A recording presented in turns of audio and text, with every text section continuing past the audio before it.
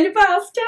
Salut Martine! Je suis vraiment contente. Aujourd'hui, c'est le retour de Pascal avec nous. Comment tu vas? Ben, je vais très bien.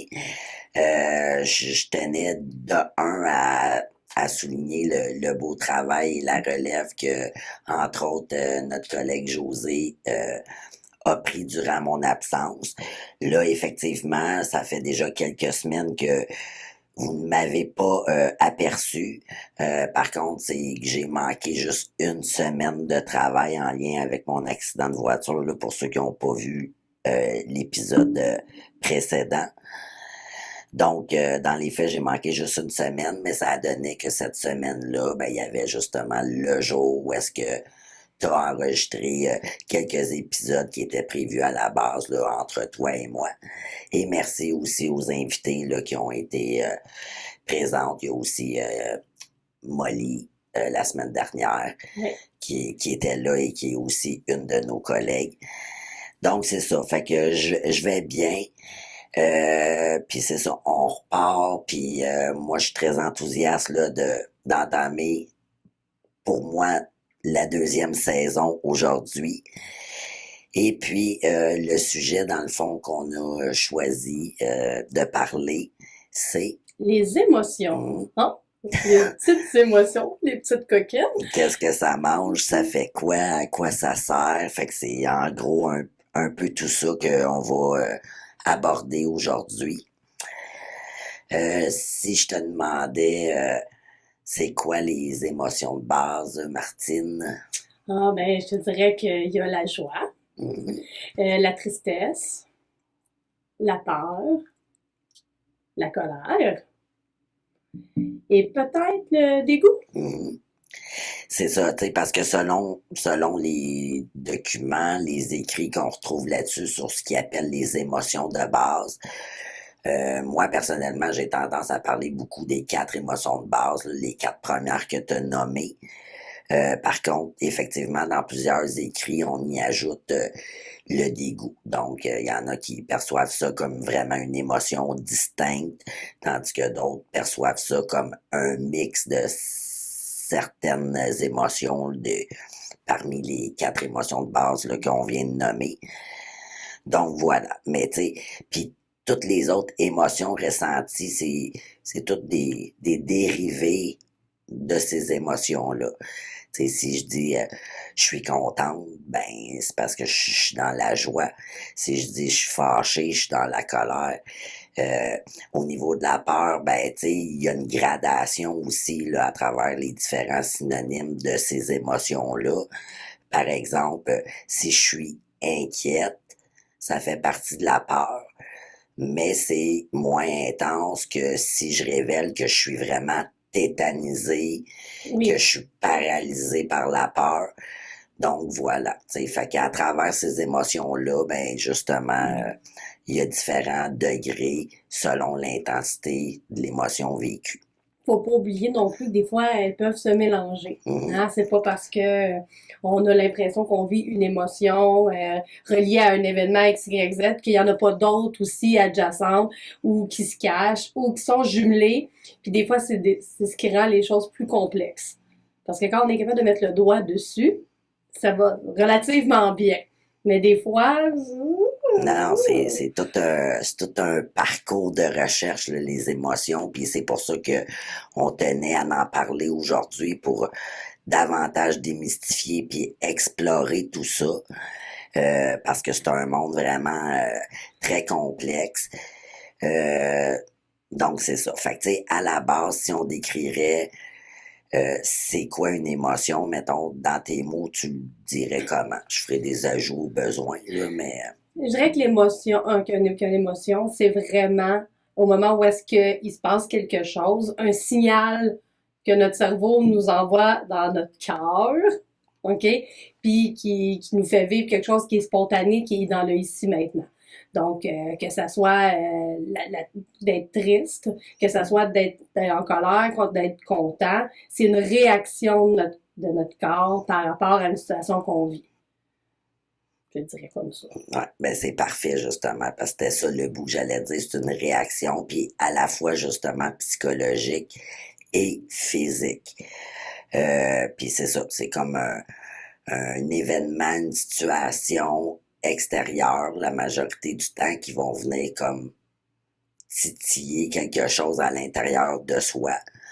Encore une fois, là, je divaguerai pas là, dans tout ça, mais dépendamment de notre parcours, notre vécu, ça nous ramène à des moments, là, dans le fond de notre vie ou à des situations.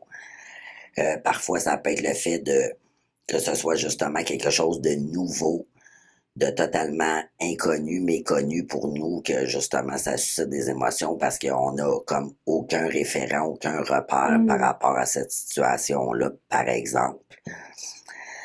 Donc, c'est ça. Puis, j'aime aussi que tu ajoutes, là, c'est un signal, dans le fond. Ça nous dit un petit peu, là, qu'est-ce qui se passe à l'intérieur de nous pendant cette, mettons, je vais dire, cette situation X-là. Donc, c'est ça. Là, on va couper juste 30 secondes. J'essaie juste de me ramener pour faire le fil. Oui. Quel serait le fil? Le filon. OK, ouais.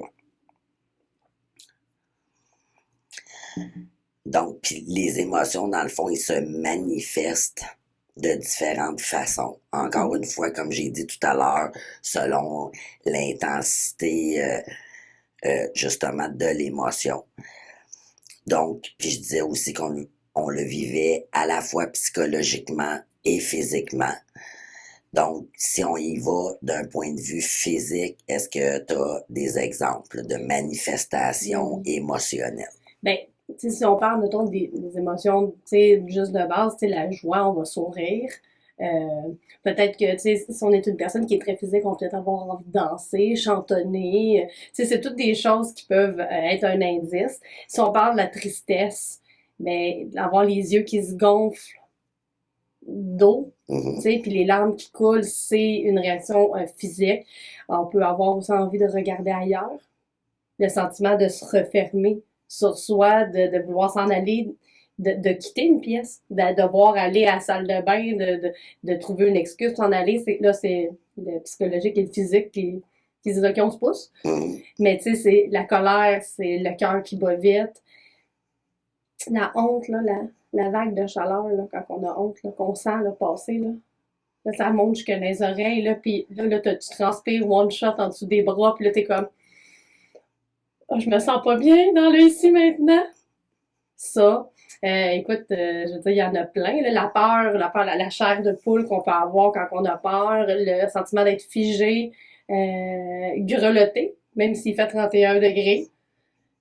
Ouais, avoir très chaud ou très froid, dépendamment des émotions Oui. et des personnes. Parce que des fois, c'est pas tout le monde qui réagit exactement de la même façon, même si, par exemple, c'est la même émotion.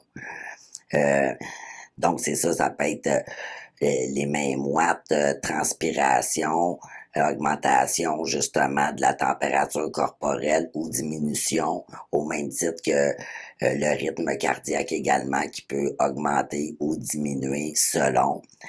Tu parles un petit peu de honte ou dégoût. Tu sais, des fois, on peut même là, sentir qu'on a un surplus de salive dans la bouche parce que on a Un haut le cœur, ouais, là, quelqu'un qui est bien sensible au sang, là, je donne un exemple, là, puis qui voit du sang, là, des fois, ça peut être aller jusqu'à l'étourdissement, puis le haut le cœur, là, genre, faut que je sorte de la pièce, je vais restituer mon petit déjeuner, là. Puis, tu sais, on peut y aller aussi dans, bon, évidemment, difficulté à dormir. Ça peut être aussi, bon, je repère mon fil, là.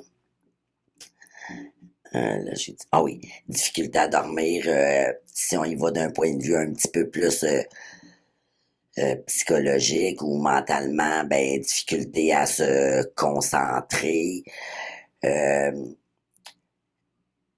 Avoir la même scène qui tourne tout le temps dans notre tête. Ça, c'est souvent quand on a eu honte ou Ouais. on a vécu quelque chose de pas le fun, là, ça rejoue, là. C'est comme si on pesait sur repeat, là.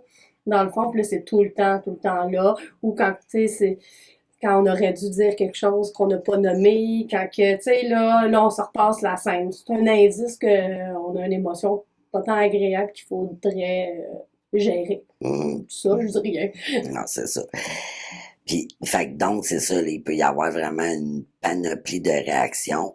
Moi, je donne un autre exemple. Tu sais, si moi, personnellement, je me sens pas bien, j'ai une très bonne audition dans la vie, là.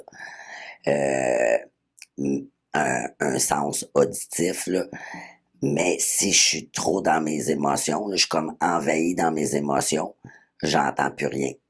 J'ai l'impression que je deviens sourde parce que justement l'émotion prend tellement de place que c'est ça. Je ne suis plus rien, je suis pas capable de suivre la conversation, je suis un petit peu ce que tu disais, replié sur moi, puis je n'entends rien pour vrai. Puis c'est aucunement un problème auditif, là, comme je dis. Là. Fait que c'est ça, ça peut être vraiment, vraiment là, dans beaucoup de sens. On peut, c'est ça, bafouiller, avoir aussi comme des tics, là, des tics nerveux. Mhm. Donc, c'est ça. Puis, pour revenir sur le fait que c'est un signal, ben si par exemple je ressens de la peur, ben évidemment c'est comme un signal de t'es Des pas en guédines. sécurité, Fait quelque fait que chose. fais de l'air, c'est ça, fais de l'air, crie ou peu importe là, mais réagis là. Cependant, j'aimerais juste préciser que c'est pas parce qu'il faut qu'on réagit toujours de la bonne façon selon la situation, hein. Malheureusement, là, l'être humain étant fait comme il est, oui, dans un contexte de peur, tu sais, où est-ce que notre vie serait potentiellement en danger, il faudrait qu'on se pousse, t'sais, ou du moins qu'on se mette à hurler, mais malheureusement, parfois, on peut avoir tellement peur qu'on n'est pas capable d'être dans l'action.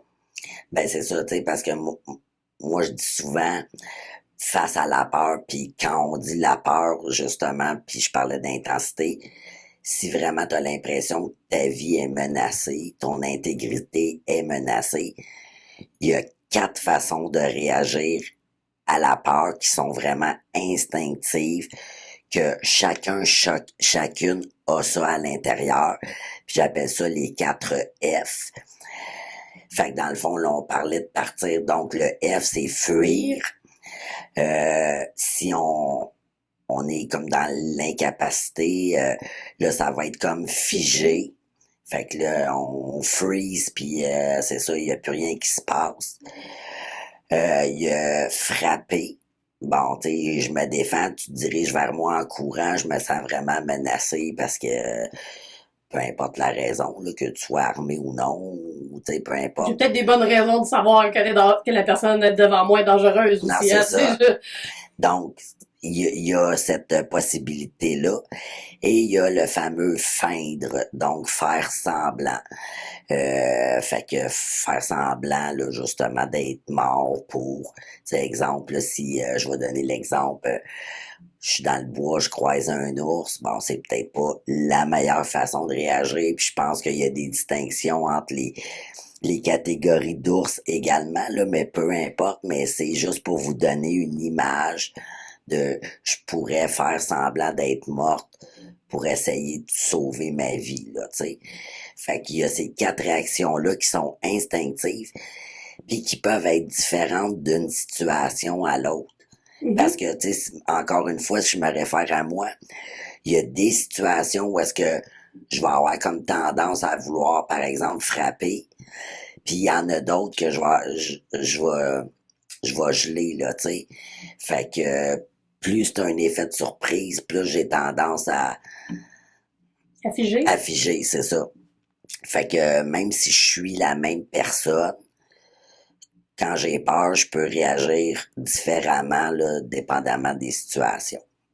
Mais c'est normal. Puis je pense que, tu sais, on est tous différents, mais en même temps, chaque situation est différente aussi. Tu sais, ça va jouer sur le fait de est-ce que tu as déjà vécu quelque chose de similaire? Est-ce que c'est la première fois? Tu sais, tout ça rentre en ligne Hum, de compte dans ta réaction, là. Puis tu sais, on va pas se le cacher, quand tu n'as jamais vécu quelque chose, ton effet de surprise augmente. Si c'est dans un lieu que tu connais pas, ben là, ça l'augmente parce que tu connais pas nécessairement tes repères, tu sais pas t'es où. Fait que tu sais, tout ça, ça joue parce qu'il faut pas oublier une chose, puis ça, on a tendance à oublier que l'être humain, on a quand même un instinct de survie qui est Très là. grand, ouais. Il est très, très là. C'est juste que aujourd'hui, on s'en sert plutôt pas de la mauvaise façon, mais on n'a plus à s'en servir comme on a dû à s'en servir avant.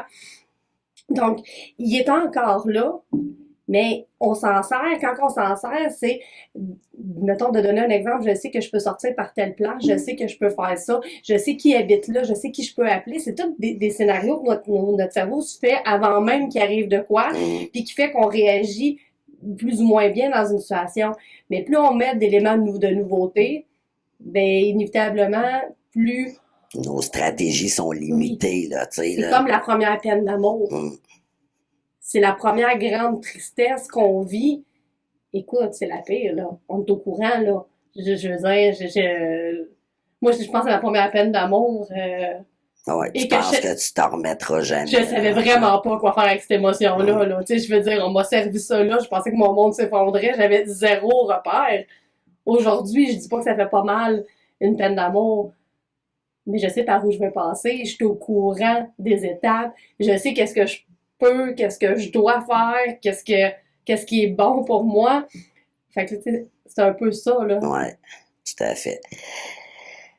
Donc, c'est ça. Fait que là, dans le fond, en gros, on a vu un petit peu c'était quoi les émotions, à quoi elles servent, les émotions. Tu sais, justement, tu sais, ça peut être une question de survie qu'un indicateur de ce qui se passe, là, tu sais, pour des situations où est-ce que je suis pas en danger, là, mais à savoir est-ce que je suis bien ou je suis pas bien là-dedans. Donc, c'est ça. Puis, ce que je voulais aussi qu'on aborde aujourd'hui, c'est comment on les exprime, les émotions.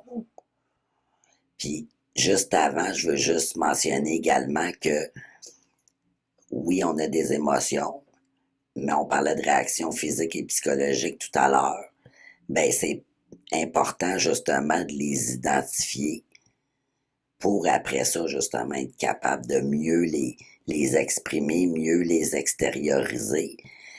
Parce que si à la base, je me sens pas bien, mais j'ai pas fait un travail de réflexion de, et de et de centration sur moi, en quelque sorte, là, je sais pas comment l'exprimer, mais ce que je veux dire, c'est vraiment comment je me sens dans mon corps, qu'est-ce qui se passe dans mon corps.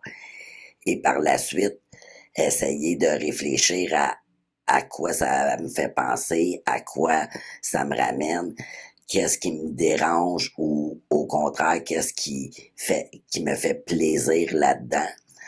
Puis c'est ça. Fait que si on fait ce travail-là, ça demande évidemment un effort.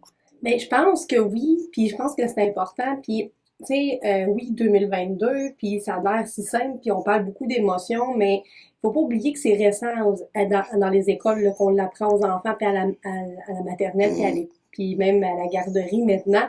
C'est pas des... Moi, j'ai pas appris ça là, quand j'étais à l'école. Là.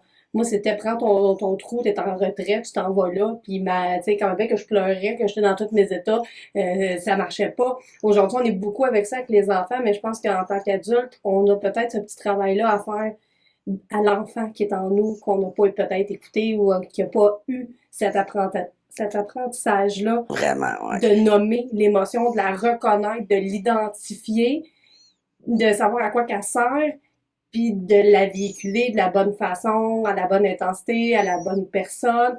Puis ça, c'est dans le processus d'affirmation de soi là, que j'ai parlé avec José à la première épisode.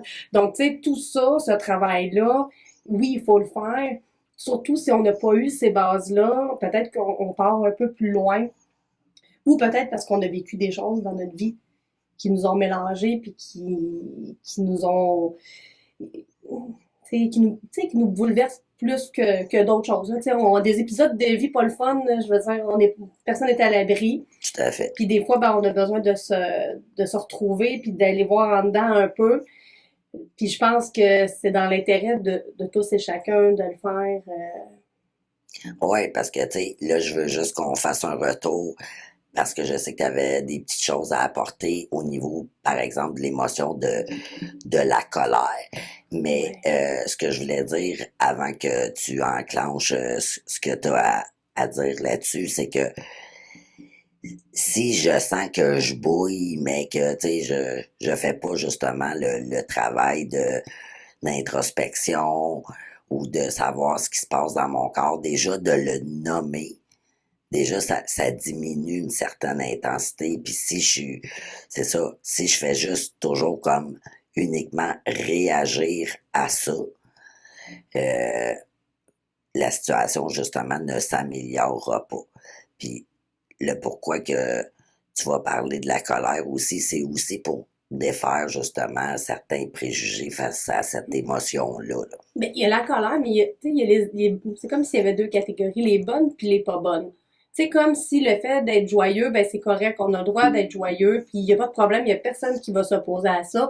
Puis tu peux crier de joie parce que tu as gagné avec ton bingo, puis tu peux t'exprimer puis sautiller parce que t'es énervé parce qu'il vient d'arriver quelque chose de super, puis tu sais de vivre puis d'un débordement de joie, c'est rarement mal perçu.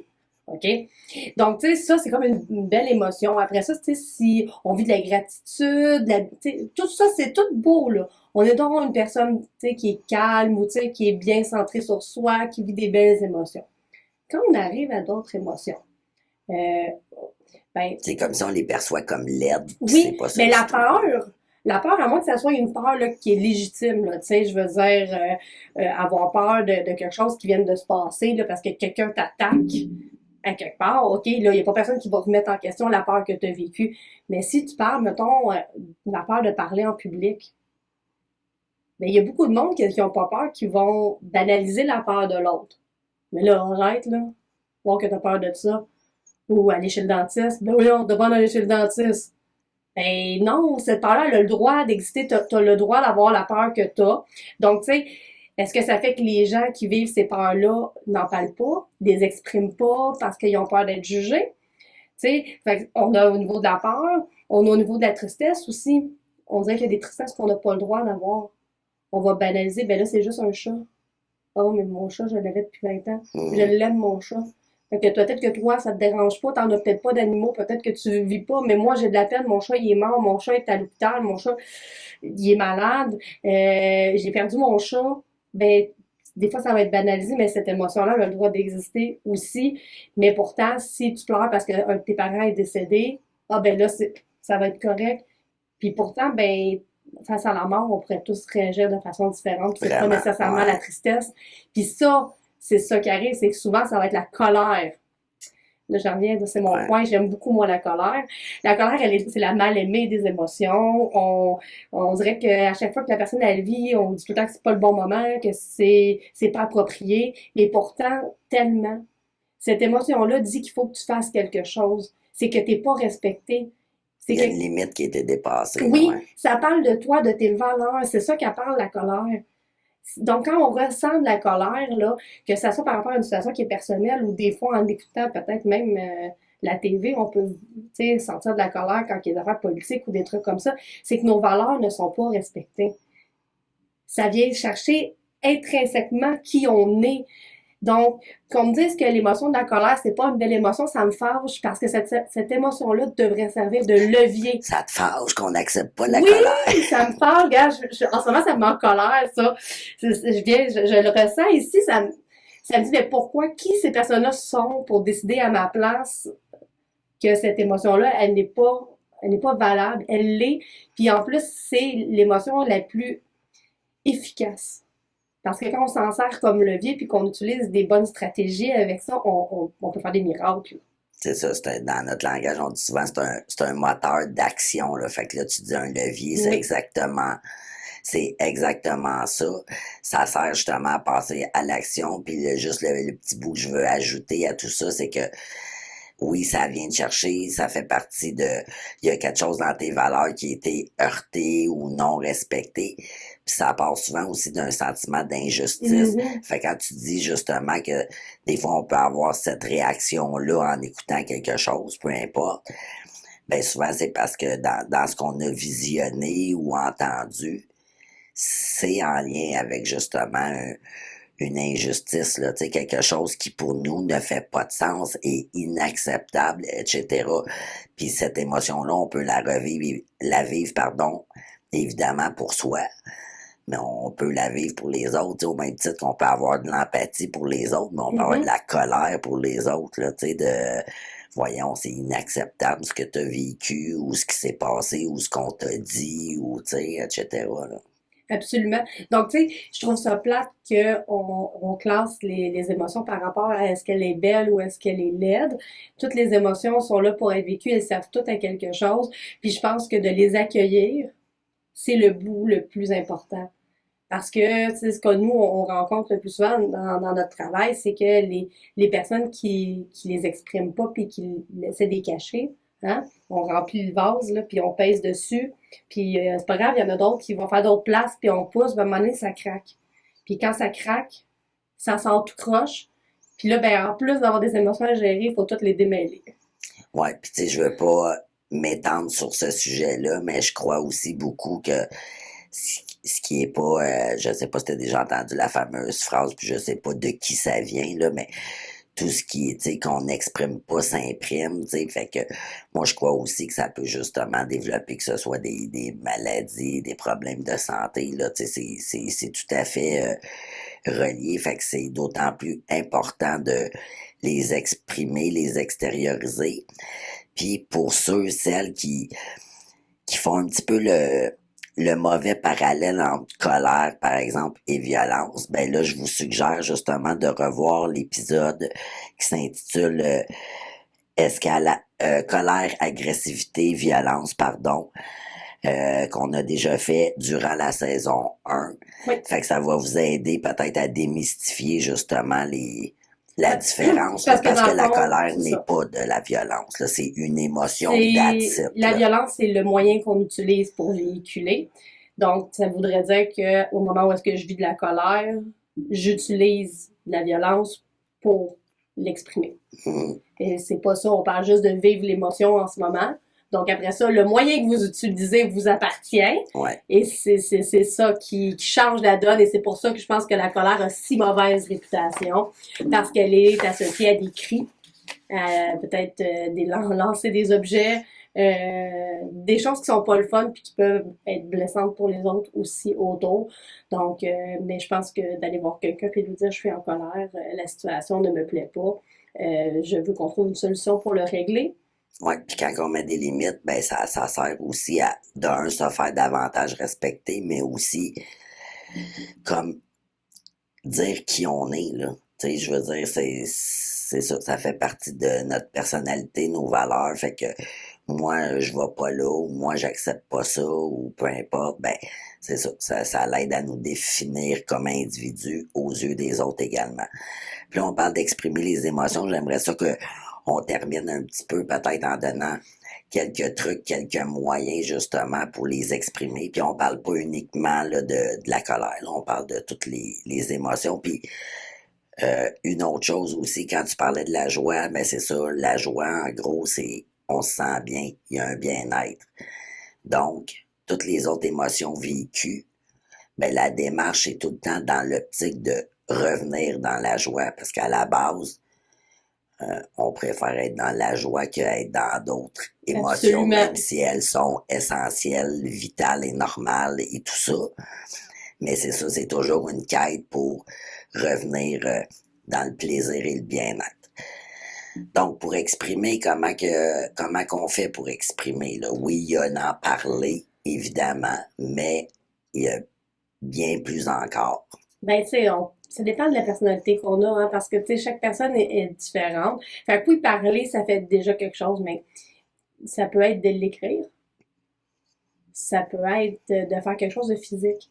Il y a des personnes qui sont beaucoup plus physiques, fait que ça soit marcher, aller jouer au tennis, une petite ride de course, un petit 5 km de course, aller lever de De la la fonte, boxe, ouais, aller c'est lever de ça. la fonte, je sais pas, tu sais, tout ce que, tu sais, quand ça vous aide à vous libérer puis à passer soit la tristesse ou la frustration ou tout ça, ben c'est un moyen. C'est pas au détriment des autres, c'est vraiment justement pour son propre bien-être. Là, tu parles de l'aspect des, mettons, on a parlé du verbal, Oui, nommer les choses. Il y a l'aspect du physique, dans le fond, l'extérioriser d'une façon physique, entre autres par le sport, par oui, exemple.